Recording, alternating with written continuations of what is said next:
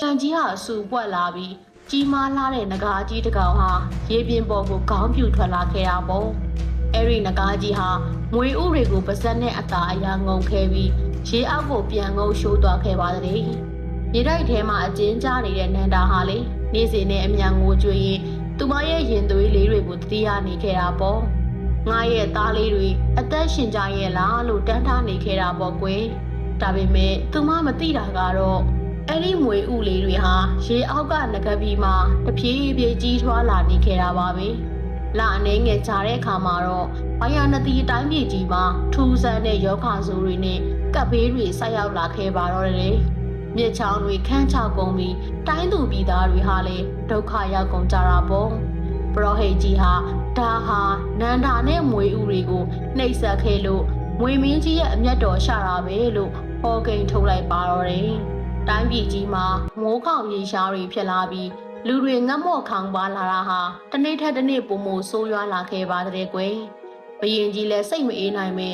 ငါတိုင်းကြီးကိုငါဘလို့ကဲတင်ရပါမလဲဆိုပြီးနေ့စဉ်နဲ့အမျှပူပန်နေခဲ့ရတာပေါ့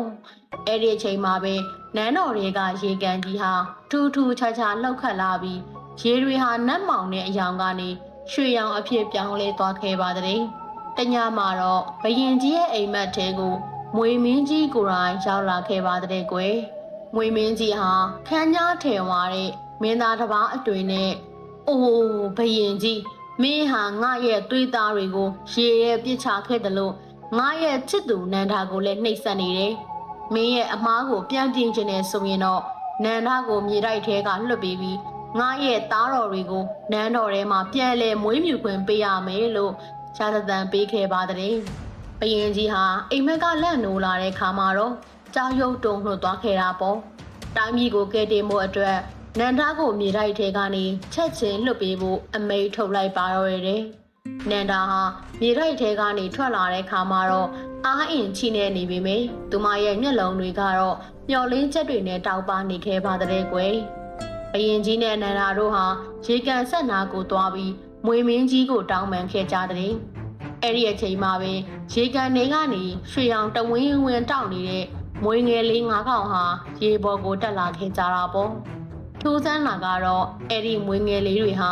ကုန်းပေါ်ကိုရောက်လာတာနဲ့တပြိုင်နက်အားလုံးအံ့ဩသွားအောင်ပဲအရန်ချစ်စရာကောင်းတဲ့လူသားယောက်ျားလေး၅ယောက်အဖြစ်ပြောင်းလဲသွားခဲ့ကြတဲ့ကွယ်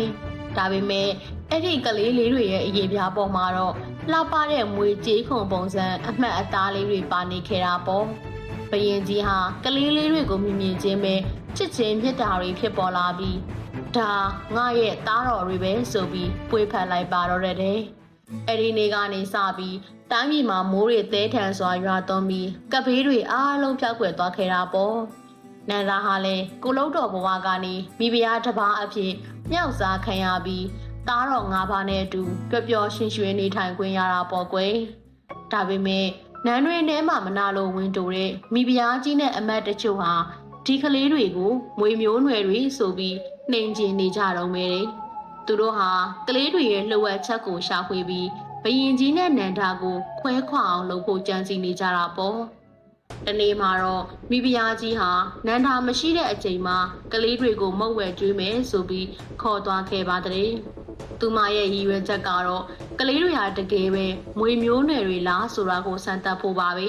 မိဖုရားကြီးဟာကလေးတွေကိုရေကန်နာကိုခေါ်သွားပြီး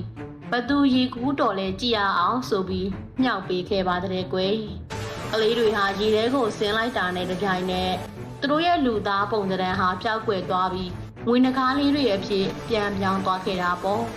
အဲ့ဒီမြင်ကွင်းကိုဘယင်ကြီးမြင်သွားအောင်မိဖုရားကြီးကအကွက်ဆင်ထားခဲ့တာပေါ့ကွယ်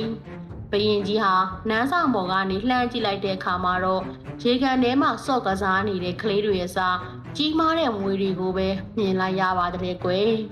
ငါရဲ့သားတော်လေးတွေက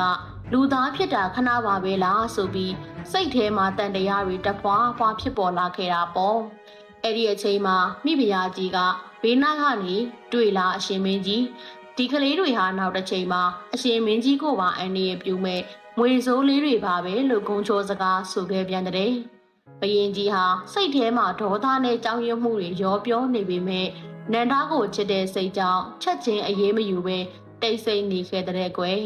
ဒါပေမဲ့မိဖုရားကြီးကတော့အလျှော့မပေးသေးပဲကလေးတွေကိုနန်းတော်တွေကနေအပီးတိုင်နှင်ထုတ်လိုက်ဖို့နောက်ထပ်အကြံအစီတစ်ခုကိုထပ်မံလှုံ့ဆော်ခဲ့ပါတဲ့။သူမဟာနန်းတွင်းကအစိတ်စရာတယောက်စီကနေလူကိုမသေးစေပဲမွေမျိုးနွယ်တွေကိုသာအသားအရေပူလောင်စေမဲ့စာဖာဆေးရည်တွေကိုတိတ်တဆိတ်ဝယ်ယူခဲ့တာပေါ့။ပြီးတော့အဲ့ဒီဆေးရည်တွေကိုကလေးတွေရေချိုးမဲ့ရေကန်